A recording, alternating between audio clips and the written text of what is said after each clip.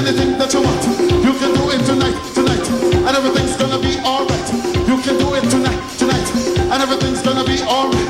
Everything's gonna be alright. Everything's gonna be alright. Everything's gonna be alright. Everything's gonna be.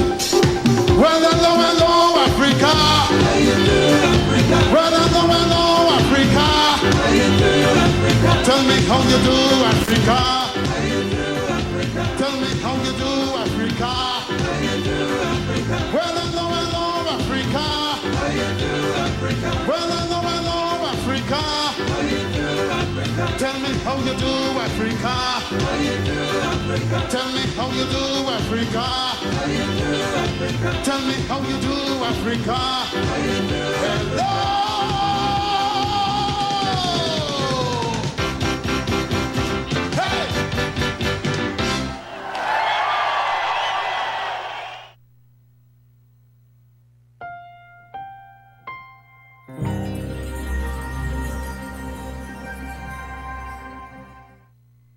Good evening and welcome to Plain Talk. My name is Christopher Ram. Thank you for joining me on this Wednesday evening for a discussion in which, as the screen points out, will be on local government elections. These local government elections are scheduled to be held in June.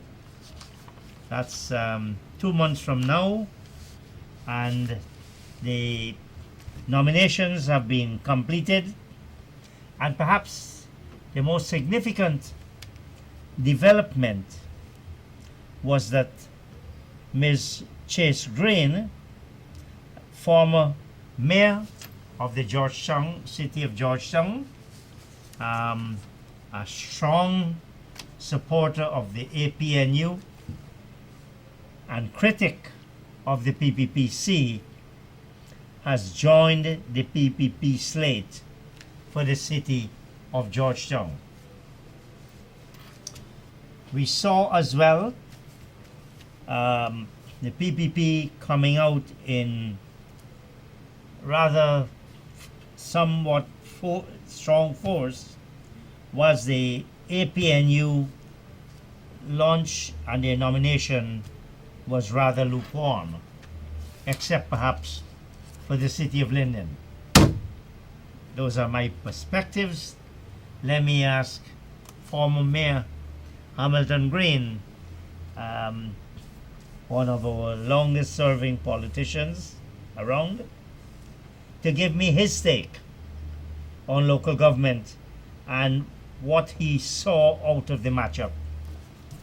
Well, Hammy, welcome to Plain Talk. thank you, Chris. It's important for our listeners to recognize the importance of local government in terms of our politics and our democracy. Local government is the linchpin to liberalize our democracy, in a sense, based on the situation we see in the two largest democracies that Guyanese know very well, the United States and the United Kingdom. In the UK, they have a Lord Mayor of London and a mayor, and those persons exert enormous power. In fact, traditionally, the Lord Mayor of London is next to the Majesty, whoever he or she may be, and highly respected and regarded.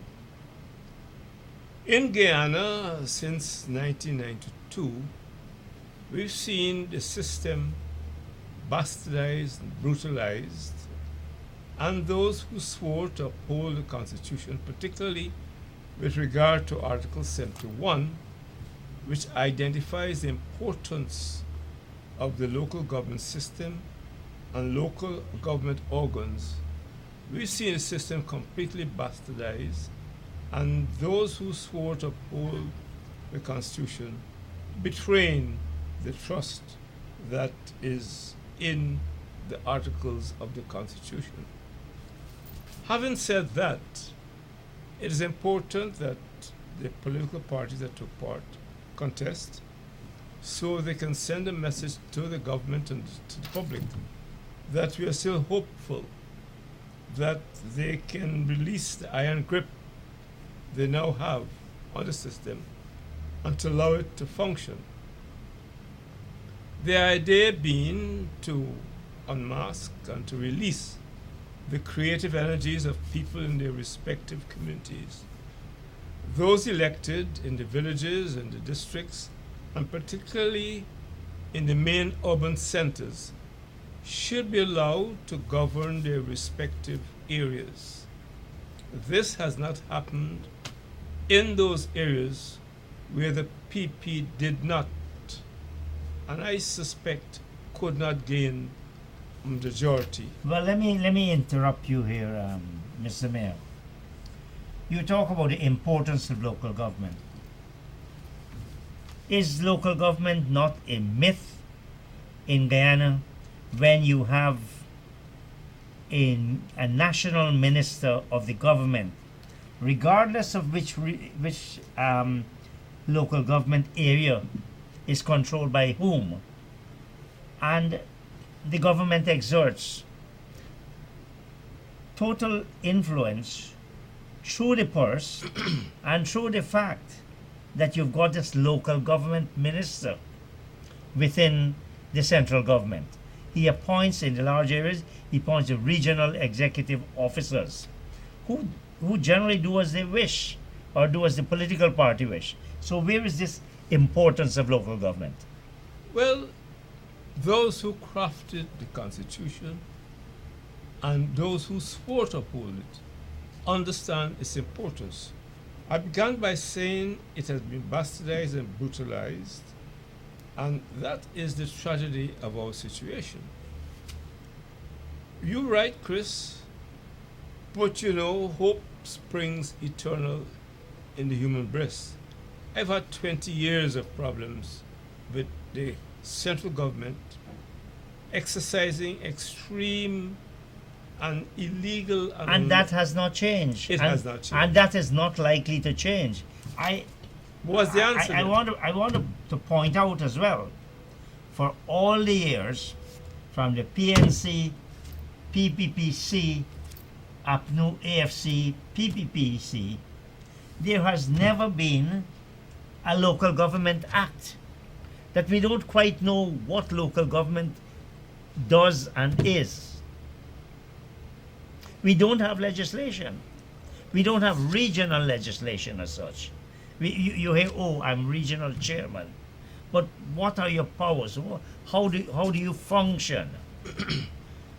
The philosophical underpinnings exist in the Constitution, which speaks to the importance of local government and local government bodies. But you know, Hammy, the way legislation is the Constitution sets up the big framework, and you have to have legislation, statutes, to give effect, like the Municipal District and District Councils Act, for the municipalities.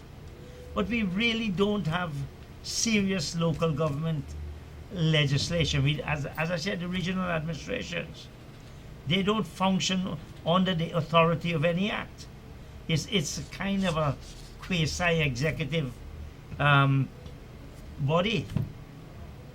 You're right, but it exists in the Constitution. And risking the tedium of repeating myself, this is what a good government ought to be, to allow the people who represent particular geographic areas to mobilize resources, identify those who should govern, and to discipline those who can't, and to provide a service. But you have to have a statutory underpinning. In a sense, it is there, you know, Chris. If you look at 2801, the problem is 2801 is municipal and district council. It's restricted. It's not national. 2801 is a specific type of legislation for particular areas.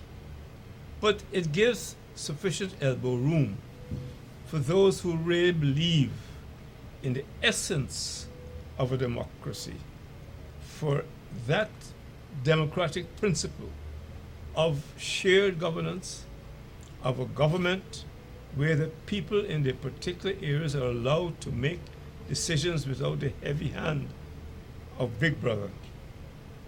It exists. The problem is, We have not created the statutory framework. I mean, you mentioned the UK. Now, the mayor of London, I don't think Sadiq Khan likes to be called Lord Mayor of London. No, but that's a special. They operate their own police. They operate so differently. They control the access and egress in traffic. They make law. They have so many powers. You don't have that situation in Guyana. Well, in the UK, in London, there's a Lord Mayor and a Mayor with separate powers. But if you use UK as an example, we were hoping that their laws are very clear. But a lot of what happens in the UK is based on tradition. We had hoped back after independence to develop that tradition where people coming out of the old village council, village chairman system that will take one step further and allow the people to function and respect those, whether it's in Buxton or Babujan or Northwest or Rukmuni, to create conditions where they provide a service after due process and discussion at the request of those particular But communities. you know how many the PNC and the PPP practically destroyed local government over decades. You know that. I can't. You may not want to admit it, Well, having been yourself a member of the PNC. no, don't Chris, expect- I'm talking about. You have a right to be silent. No, I'm not silent. I'm talking about the act in 1980, Uh-huh. where we made it very clear, and as you know, elections were held with press-free elections, and for example, in 1992, when the PPP took office, they so provoked a very decent chap, Compton Young, who was then mayor. He was so provoked by the heavy-handed behavior of the government that he sort of chucked in with his other councillors and allowed the PP to install an interim management committee. And as you know, that committee did its damnedest to provide a service, particularly in Georgetown, so that at the elections in 1994, the people will say, hi, the PP is doing well in the IMC, and vote for them. That did not happen. And the PP only got 8 of the 30 seats. And then we didn't have elections for a long time. But anyway, no, the lack of elections. Would you say that we do have seriously poor statutory framework for local government operations, not elections now? I'm talking the operations and the administration of local bodies. Absolutely. When you have a local government commission that can capriciously ignore the request of the elected mayor and councillors to discipline officers, promote officers, you have a problem. And that is the genesis of our problem. You're right. But we expected that those who prattle about democracy would allow the traditions we inherited to take root and allow those, particularly in the larger constituencies, to function. Well, the other point about local government elections, we have a situation, and I remember Yusikwan has always said local government elections should be for the local people, not for the national parties. Here it is, you have the PPPC and the APNU fighting each other as is they want over control of even small communities. And you have the a situation where there has been little effort to educate the populace, to make them aware that you can have independence in these elections. Nobody has done that. I'm not sure the viewers out there are aware of that. Well, Chris, you're right.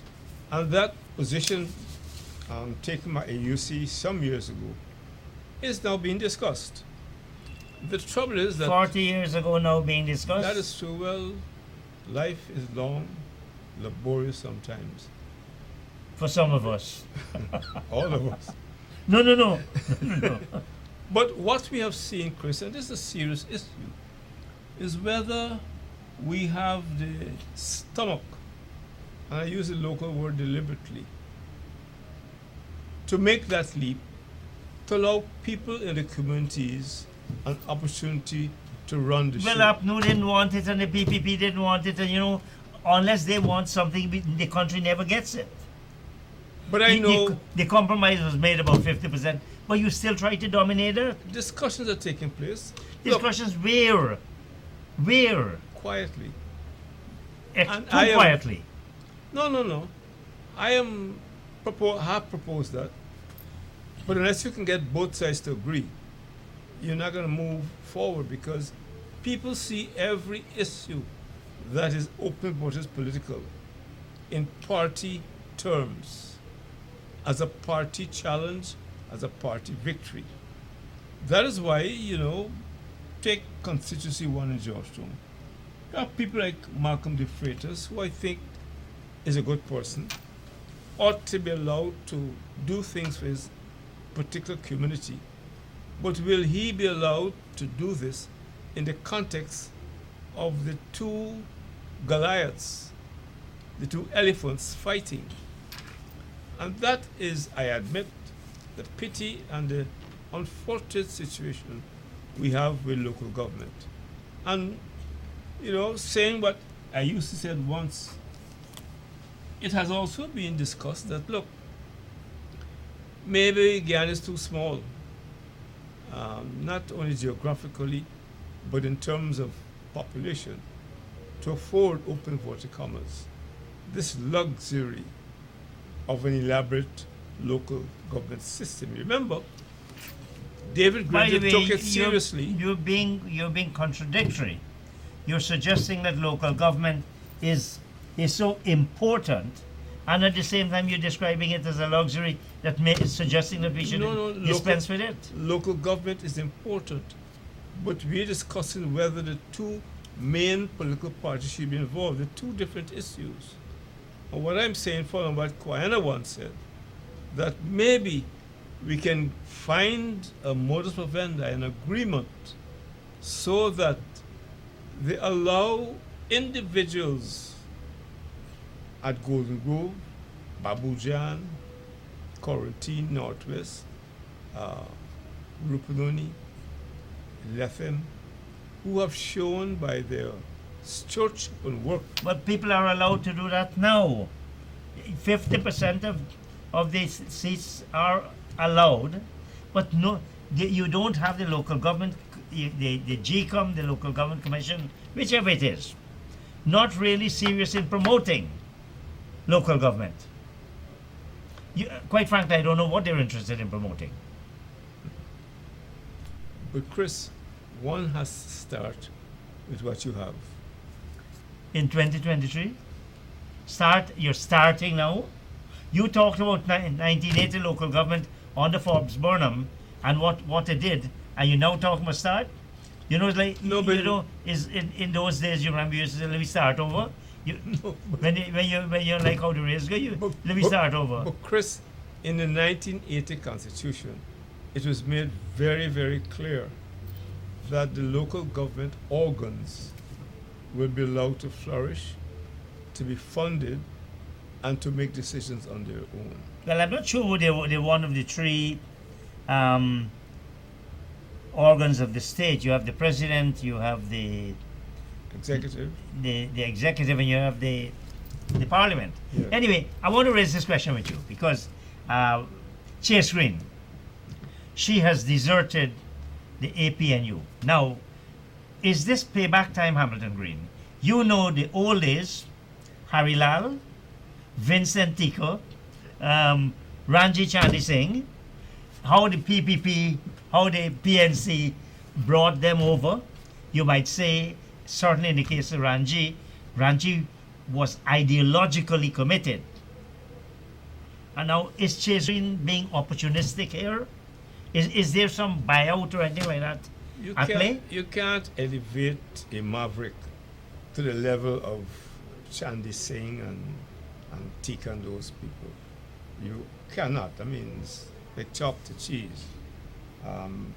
If you want to call an opportunity, But you never, you used to walk around with Chase Green and promote her, and she was the best thing. Now she's a maverick. But you know, Chris, in a letter published, I think yesterday or day before yesterday, I took refuge and consolation that the majority of people in Georgetown are Christians. And Jesus of Nazareth had 12 disciples. One denied him, one doubted him, and one betrayed him. That has been the vicious cycle and circle of life. So into which one of those categories would you put Chase Green? I have not yet done an analysis. No, but you're suggesting something. I'm just saying, I'm making an analogy that she could be one or all three of those categories. But you know, individuals have their own concerns, and some people get vexed, to use a local term, if they don't get what they perceive they're entitled to. I brought Pat Chase Green into the political arena, as you probably know. And it's her right. You were very proud of her at one time. Yeah, of course. But I don't know what happened over the past 10, 15 years in the inner party circle. I was not part of the discussions. But all I can say, she's no longer political, not even middleweight, because her husband's a boxer. And it doesn't matter. We go around and campaign, and that's her right to shift, to wear red. That's her right. I think she's made a mistake, but as I said, that's her right. What does the APNU offer her? What does the APNU offer the city of Georgetown or local government? The APNU and the PNC can only offer a better city, a disciplined city, but you needed two things which, as you know, when I've been denied them: money and manpower. There's not much you can do in Georgetown unless you have control of the manpower, the engineers, the constabulary, the town clerk.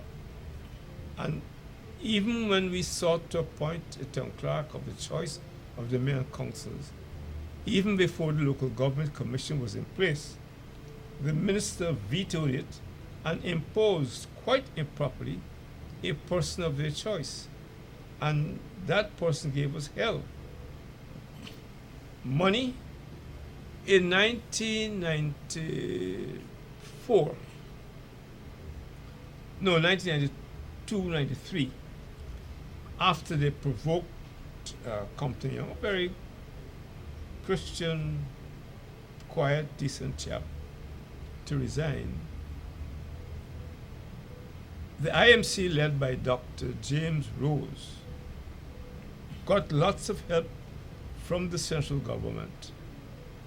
But before he demitted office on the heels of local government elections in 1994, he made a public statement saying you could not do much for Georgetown unless you had control of the officer corps and you had more money. Even that statement was made even in the teeth of substantial help from the newly... I don't want to get it. I know you have a particular interest in Georgetown, but we're talking local government elections there, more broadly. We talked about the PPP is obviously putting a lot of resources into the local government elections. Which they have in abundance. It had ignored local government elections for years and years. 20 years. You remember? Is this a sign that the PPP is not only content with parliamentary majority, but wishes to control all local communities that are open to local government elections?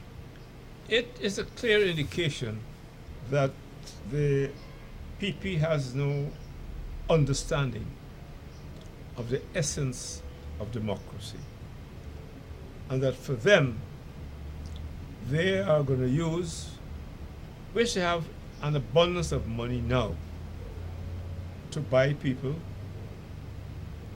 and based on the cost of living, which is rising,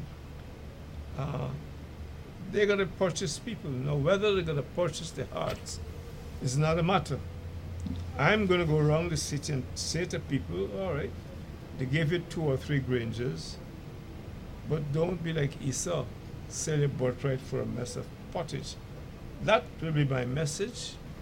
So to answer your question, is yes, it's clear the PP has no stomach for shared governance, no understanding of what this one Guyana means. The one Guyana means they're the one, the only one. And why they're pursuing that, of course, it goes back to the old Stalinist totalitarian philosophy that once we have the government, where's 1 or 2 seat majority, we must control everything. As well, we are looking, it is now looking that there will be greater control come 2025. I wonder, is this because whatever the virtues of Aubrey Norton and the legacy of David Granger, the opposition is in serious trouble. The PPPC is now dominant across all sectors of Guyana. Isn't that a fact, and is that a reality? the dominance is referable to their having vast sums of money. And people will soon begin to understand. I went through. But isn't it also relative? You are as strong as your opponent is weak. You have an opposition that is almost non-existent. Look how people are moving. I saw another one of the ANA representatives in the party colours of the PPP a couple of days ago. Who's that? I'm not going to call his name. Well, if you're speaking with that person, I spoke to him. That photograph was the photograph taken on May Day, 2 years ago. I was present. No. I'm speaking on the day of Babu John. Oh, I don't know. I'm speaking on the day of Babu John. I don't have a picture posted of a certain attorney, and that picture, that photograph, was taken on May Day. I was near to the person because when Were you at Babu John? No. Well, I'm talking I'm about talking Babu May John. Day. No, I'm talking about Babu John. I don't know. I don't. No, but people are opportunistic. People go for the filthy lucre. It doesn't matter to them. But if you don't offer leadership, as APNO has failed to offer, why should people stay with you? It has nothing. I don't think you should deride everyone who has gone over to the PPP. Chris, I don't think there's a fair statement, First of all, APNU, PNC, they are in an area where they perhaps compare the present leader with previous leaders, particularly in the shadow of the Master Blaster Burnham. And that's the unfortunate thing about the PNC. particularly those of the older generation, and I speak to many people, I don't think you should write off the PNC as simple as that. I spoke to some leaders as recent as this morning, and work on the ground is taking place, and don't write them off. Well, you have to admit that they perform. You know, Hammy. You know when in past those nominations, whether it's general or regional or local government election, the whole atmosphere was so different. The APNU is struggling, and until people we come around to recognizing that, until the supporters of APNU come around to recognizing that, it will go further into the doldrums. But as I said, Chris, work is taking place. We are aware of the weaknesses of the leadership, not born out of a weakness, but born out of a perception that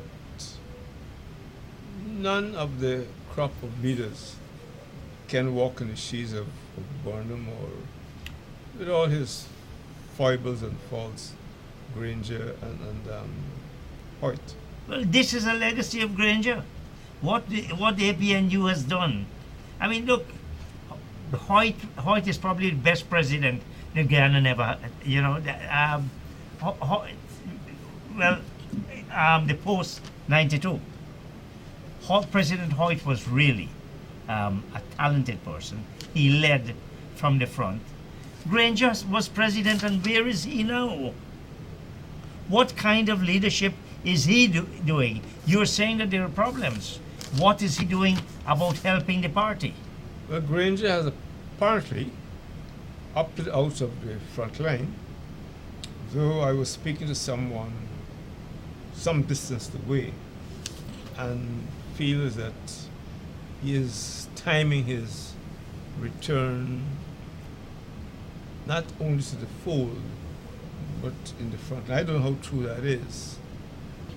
You know, But one has to deal with the personality of people. Granger, whatever you may say, is a decent chap, and maybe too decent for the hustings and bustle and. so you're saying that only indecent fellas ought to be in politics? I Were didn't- you indecent yourself? I didn't say decent. Well, no, you're saying he's too decent. Well, then we Too- should. If decency is a disqualification, No. You must listen to me. well, listen, I mean, Decent in terms of the political realities of a third world country. Maybe decency is too sharp a word. Maybe it's too soft in dealing with some issues. But politics, particularly when dealing with ruffians as we are out there in the PP, you've got to put on rough gloves to deal with them. well, at one time the PNC was not short of rough gloves. I mean, I thought you wore some gloves quite firmly at, in the early days, Hammy. Well, I don't want to go back to those days, except Well, you to can't. except to say that things I've seen over the past 10 years couldn't happen when I was general secretary of the party. Could not happen. But that's another era, that's another thing, that's another time. What do you see coming out of this this local government election? Is the PBPC going to take over Georgetown? I doubt it. I doubt it. But you've And been let- losing support all the time in Georgetown. Well, let me say on this question of losing support. You're looking at a media and a propaganda machine that is well oiled, well funded. And from your office, Chris, I don't know how many people you talk to, you can't judge what is happening on the ground. I started to move around very quietly. And there's a lot of resentment against the PPP, even among some of their old supporters, that the oil money is not filtering And yet down. people are moving towards them, including APNU people. Yes, because there's the filthy lucre. And there is, this has always happened, you know. I know people call it So that cheap. is why people are not gravitating towards the APNU. We don't have the money. So you were saying people only gravitate to you if you have the money. Not The some. Indians would only support the APNU if it had the money. I didn't say Indians. No, I'm talking generally.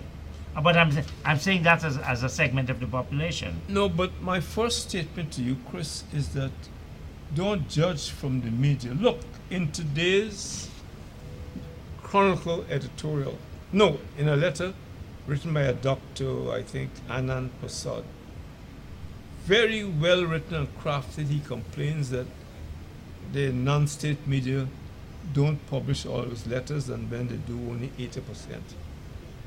He rants and raves about local government elections and what the people are going to do and how much they're going to decimate. But he didn't tell us, as I know somebody has already written a letter, that the Chronicle never publishes letters from some of us. I have written umpteen letters. The Chronicle has not published a single letter. And people still read the Chronicle. The NCN, Well, you know why. You know the Chronicle is delivered to government offices, is paid for it, and it's the favorite thing. It happened under the APNU plus AFC. But It that's- happened under Burnham. but that's what I'm saying, Chris. That is no indication how people, when they get I am in- not talking about the Chronicle. I do not read the Chronicle. I don't know if you. I congratulate you for reading it. Occasionally I do. Or when people bring certain articles to my It is attention. clearly propaganda. It is clearly propaganda. NCN is. You have hits and jams. People are becoming conscious of the ineptness. Look, take the airport. Can't finish it. People in that area are going to understand, even when they wear a red jersey, what they need to do when they go to vote. People will soon understand, with all this billions of money that is clearly available, they're not getting it because the cost of living is going up every day.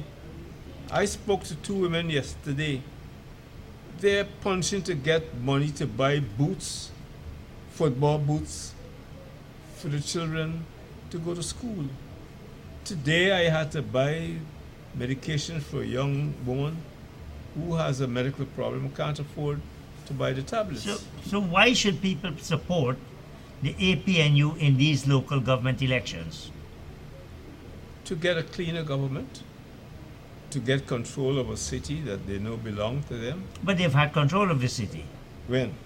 The APNU has had control of the city of Georgetown from time immemorial, practically. That is not so. Not since I've been mayor in 1994. Never had control of the city. Couldn't. What you And you mean, know that. GGG? Well, GGG, and I fought valiantly.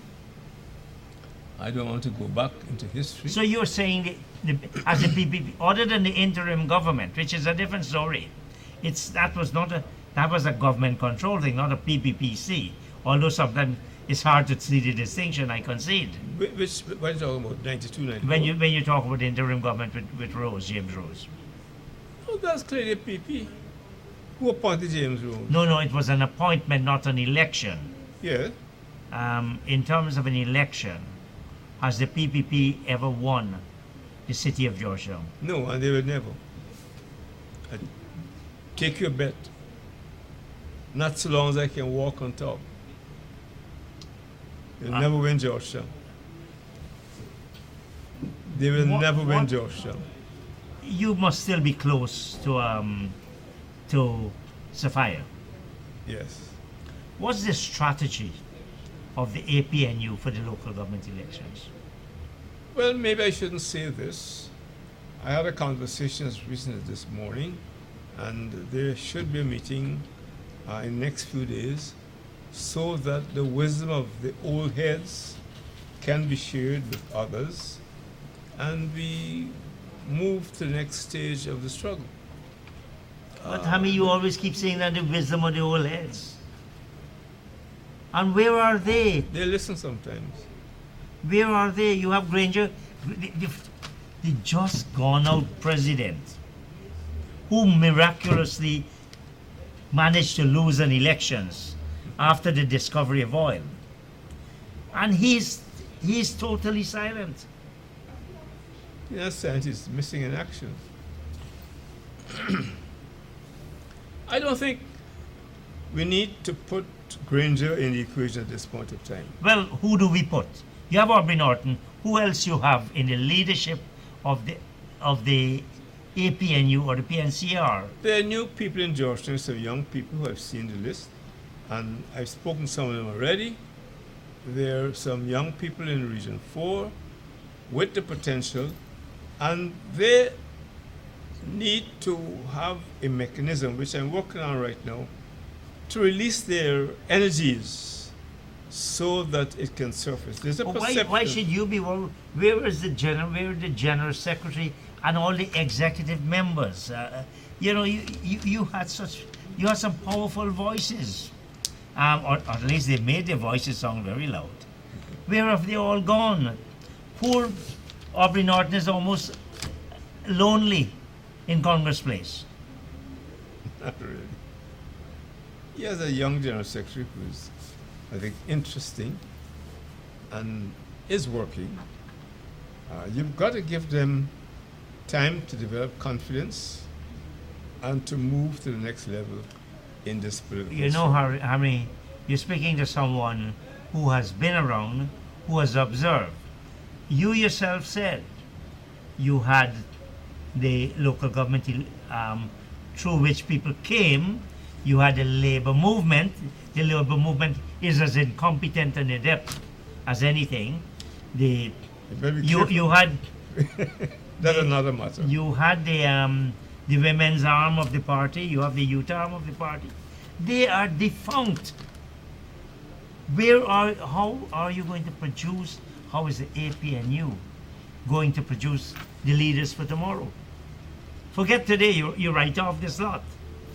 They are there, Chris, and they need, and work is taking place. It's a little late, but work is taking place so that they can be told, and I've made this point to the leader and others quite recently, that they are important and that they must not be shy to speak up and speak out. There are some people who feel that they'll be punished or sidelined if they speak up. Punished by whom? It happens in every party. It happens in PPP. You mean within the PA? Every party has that PNCR? problem. Every party has that problem. And they call themselves democratic? The church has that problem.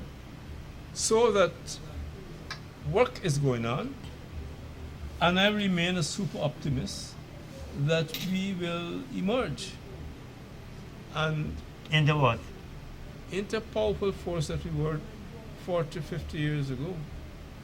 You don't have the master blaster rung, but there are others who, the Bonner Foundation is doing some work now. I attended the elections on Sunday, and they're doing some work. They've got some young and old people who willing to come out to the front line, and they're working quietly. As I said earlier, we don't have control of the media. And this is a weakness. This station is very friendly to the PNCR. The It's been- PNCR was not friendly to the station. Well, that's another matter. I don't know. I don't say we're not friendly. This girl has a program here, I think, every week. You conveniently don't know some things. But that's every story has two sides, you know. No, but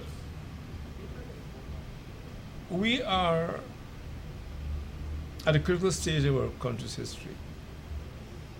And what you see happening out there is the power of propaganda.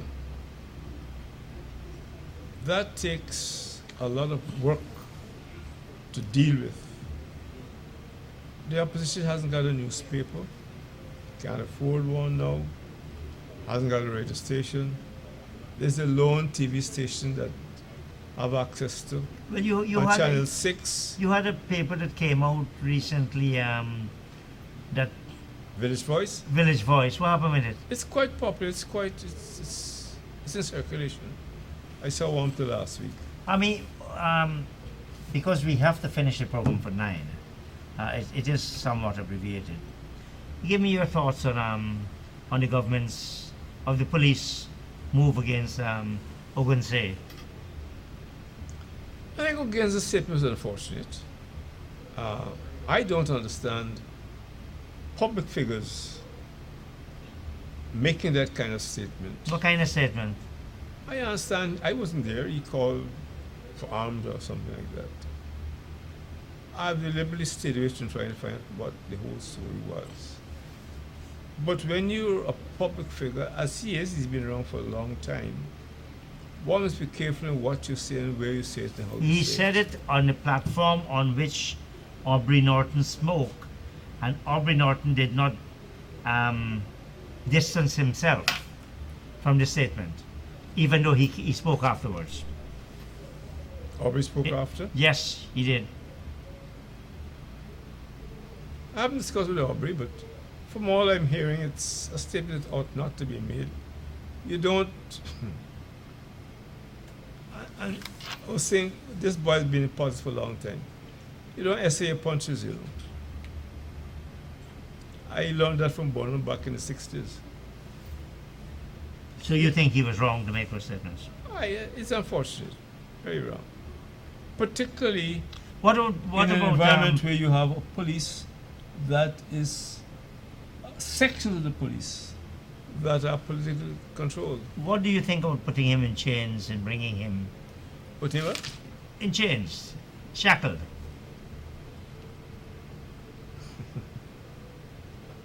Well, you see what's happening in parts of Europe.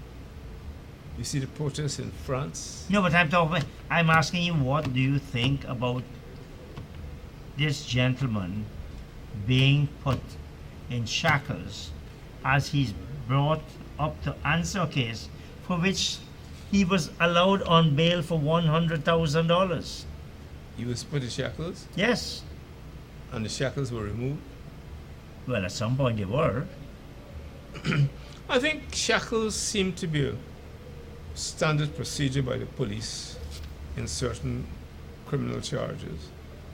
But I have deliberately not tried to find out too much about it. The thing, from my point of view, is distasteful and unnecessary.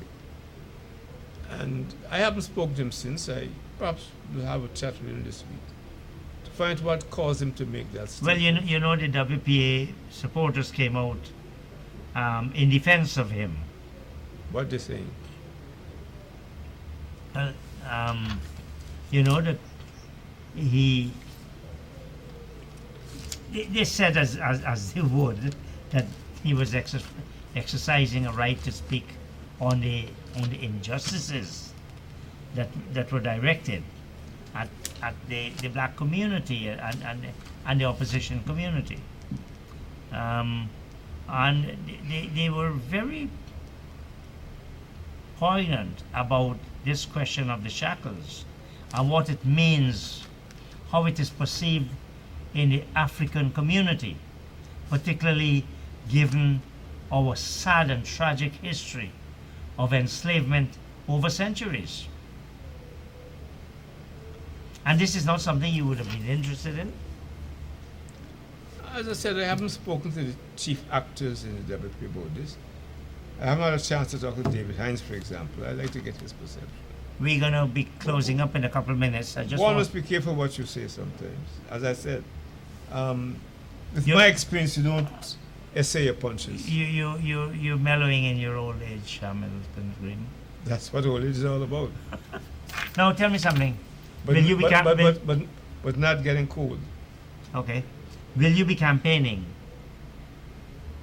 in these elections? I've already told you I'm seeing groups. I saw some people this No, morning. I'm talking. Everybody sees people. I'm asking you if you're campaigning. In the open. Yes. My campaign will be quiet. My campaign will be dealing with people's hearts and trying to say to them what is right and what is wrong, and where they must ensure they don't support an evil empire. That is my campaign, and that's what I'll be doing. How do you think the political scale will shift in these local government elections? It's hard for me to predict. I haven't gone around the country sufficient. As you know, I have a vision problem. And I can't make a judgment based on hearsay, nor what you read in the newspapers. Well, I mean, APNU says it's confident about winning at LGEs. You don't have a say on that either? If they're confident, that expression must be based on some empirical evidence. And you think that that's from your the anecdotal experiences that you have support that empirical situation? I hope so. I hope that is so. Well, we will all look forward to see how these elections will go and what changes it will make to the political situation in Ghana. And let Thank you very much for appearing on Plain Talk. And you may say good night. Good night, my friends. LGE is but one step. We've got many more steps to go so that we emancipate this country and allow the people to benefit from this bounty of oil resources we now have. Okay, operators and viewers, thank you and good night. I'll see you again next week.